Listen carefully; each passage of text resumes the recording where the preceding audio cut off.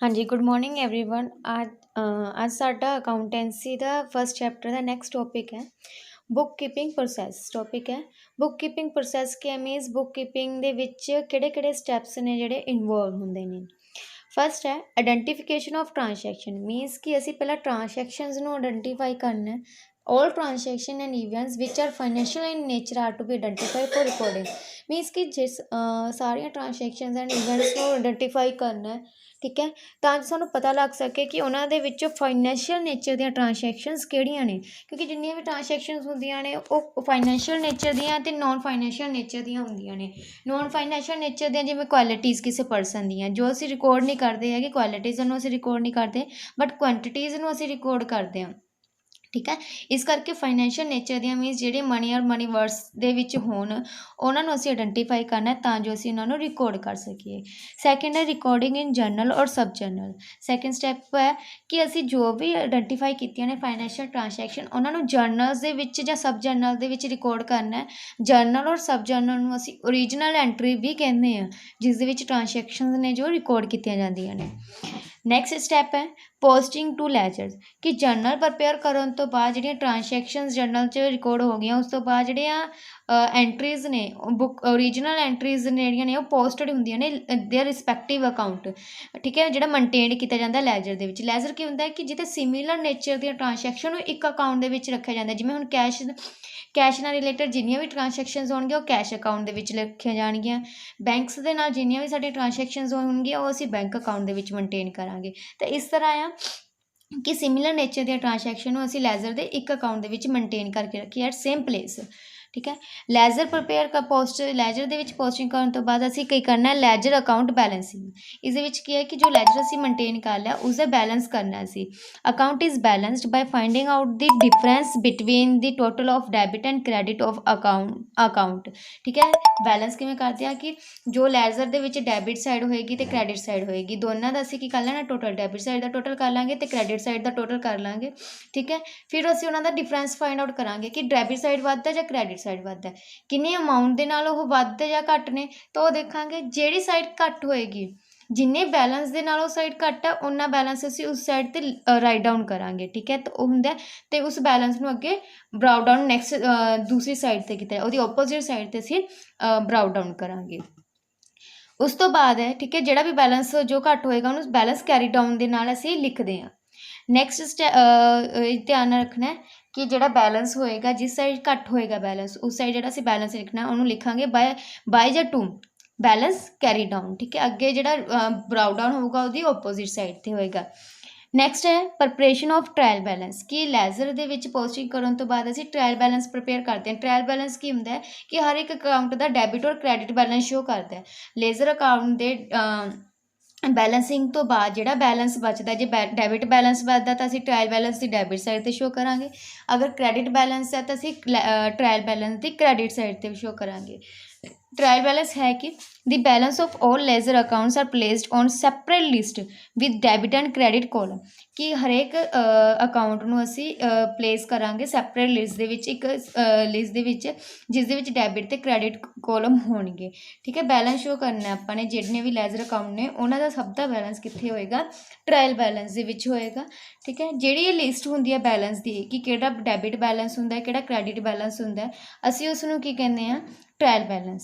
This list of balance is non as trial balance ਕਿ ਜਿਹੜੀ ਇਹ ਲਿਸਟ ਹੁੰਦੀ ਹੈ ਬੈਲੈਂਸਿਸ ਦੀ ਇਹਨੂੰ ਅਸੀਂ ਕੀ ਕਹਿੰਦੇ ਹਾਂ ਟਰਾਇਲ ਬੈਲੈਂਸ।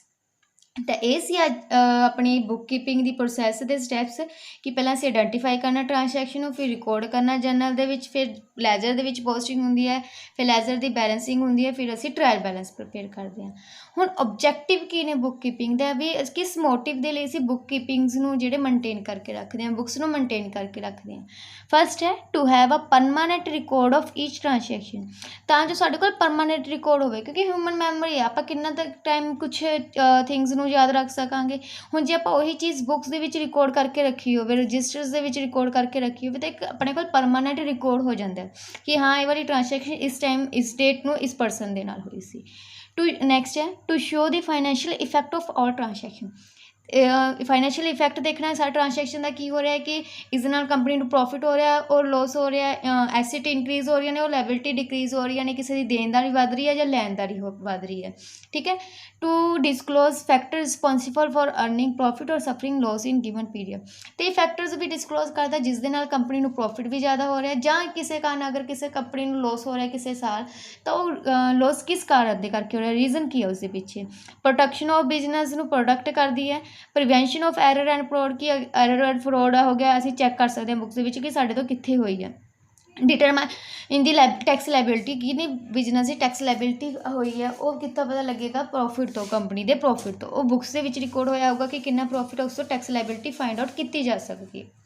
ठीक है, अगे नैसेसिटी ऑफ बुक कीपिंग कि क्यों जरूरी है बुक्स नूं मेनटेन करना। हुण कोई रिकॉर्ड आपां क्यों रखना है मेनटेन करके, जो भी आपां ट्रांसैक्शन करते हैं उन्होंने रिकॉर्ड करना क्यों जरूरी है। फस्ट है लिमिटेशन ऑफ ह्यूमन मैमरी। पहला भी मैं कहा सी कि ट्रांसैक्शन आप रिकॉर्ड क्यों करके रखते हैं क्योंकि अपनी जो ह्यूमन बीइंग्स की मैमरी है कैपेसिटी है वो बहुत घट है कि आप एक दिन याद रखांगे कोई चीज़, दो दिन रखांगे, 3 दिन रखांगे, एक टाइम आएगा कि असीं भुलांगे जरूर वो चीज़ नूं। तो उसे लिमिटेशन करके असीं बुक्स दे विच आपां हर एक चीज़ नोट करके रखते हैं, बुक्स मेनटेन करके रखते हैं तां जो चीज़ जिहड़ी ह्यूमन बीइंग्स की जिहड़ी लिमिटेशन है मैमरी की उहनूं एलिमिनेट किया जा सके, उहनूं उसके लिए अपन हैल्प प्रोवाइड हो कि आप चीज़ याद रख सकिए। ठीक है, because human being capacity is limited as to how much one can remember. फिर नैक्सट है owners and manager being different person. Owner तो मैनेजर डिफरेंट परसन ने, हुण बिजनेस का ओनर हो रहा है, बिजनेस को कोई मैनेज होर कर रहा है, तो बुक्स ने रिटन रिकॉर्ड अपना कोल होना जरूरी है बिकॉज ये एक एविडेंस होंदा है कि बाय चांस कि फ्यूचर दे विच मैनेजर ते ओनर दे विच कोई कंफ्लिक्ट हो गया कि उन्होंने एक दूजे ते मिसट्रस्ट है कि चाहे उन्होंने लगे कि मैनेजर ने कोई घपला किया है वगैरह, तो मैनेजर उन्होंने रिटन रिकॉर्ड दिखा सकता है। ठीक है, डॉक्यूमेंट एविडेंस हो सकते हैं। उस तो बाद है bookkeeping is necessary to determine amount recoverable, कितनी अमाउंट रिकवरेबल है एंड कितनी अमाउंट रीपेएबल है। नैक्सट है प्रैपरेशन ऑफ फाइनैशियल स्टेटमेंट की फाइनैशियल स्टेटमेंट प्रपेयर करने which bookkeeping help provide करती है। फाइनैशियल स्टेटमेंट किहड़ी हो सकती है, इनकम स्टेटमेंट भी हो सकती है या बैलेंस शीट भी हो सकती है। इनकम स्टेटमेंट नूं प्रॉफिट एंड लॉस अकाउंट कहते हैं तो बैलेंस शीट नूं असीं फाइनैशियल पोजीशन स्टेटमेंट भी कह सकते हैं। नैक्सट है इनफॉर्मेशन नीड्स ऑफ वेरीअस यूजर कि बुक कीपिंग के थ्रू डिफरेंट जो यूजर्स होंगे ने उन्होंने नीड्स को असी सैटिस्फाई कर सकते हैं। डिफरेंट यूजर्स कौन है इस इनफॉर्मेशन के, जिमें शेयर होल्डर्स हो गया, ओनर्स हो गए, मैनेजर हो गए, क्लाइंट्स हो गए, सप्लायर्स हो गया, इन्होंने कोई ना कोई इनफॉर्मेशन चाहिए होती है तो वो इनफॉर्मेशन इन्होंने बुक्स जी उन्होंने मेनटेन करके रखे हैं उस तो प्रोवाइड होती है। नैक्सट है प्रिवेंशन ऑफ फ्रॉड्स कि जो भी कंपनीज दे विच फ्रॉड हो रहा है उसनूं अगर असी प्रिवेंशन करनी है, ठीक है, उस तो प्रिवेंशन होनी है तो उसके लिए एक सिस्टमैटिक रिकॉर्ड रखना जरूरी है। ठीक है, इंटरनल चैक लिए मान लो book keeping is a system, book keeping system is an outlined as to incorporate a system of internal check and control which minimize the possibility of frauds taking place कि जो book keeping एक इदा का system है जोड़ा इनको system करता भी इंटरनल चैक कि अगर कोई कंपनी के फ्रॉड वगैरह हो रहा है तो असी इंटरनली सारे रिकॉर्ड्स चैक कर सकते हैं कि कदों फ्रॉड होया, कितना फ्रॉड होया, किस पर्सन ने फ्रॉड किया है, किस केस के विच फ्रॉड होया। ठीक है, इंटरनली चैक कर सकते हैं, आप ऑडिट कर सकते हैं रिकॉर्ड्स नूं कि कितना अगर होया उन्होंने कितना प्रॉफिट जो कंपनी का घट शो किया या वध शो करता या कितना लॉस कंपनी नूं ज़्यादा शो कर रखा एक्चुअल दे विच लॉस ना होया होवे कंपनी नूं। ठीक है,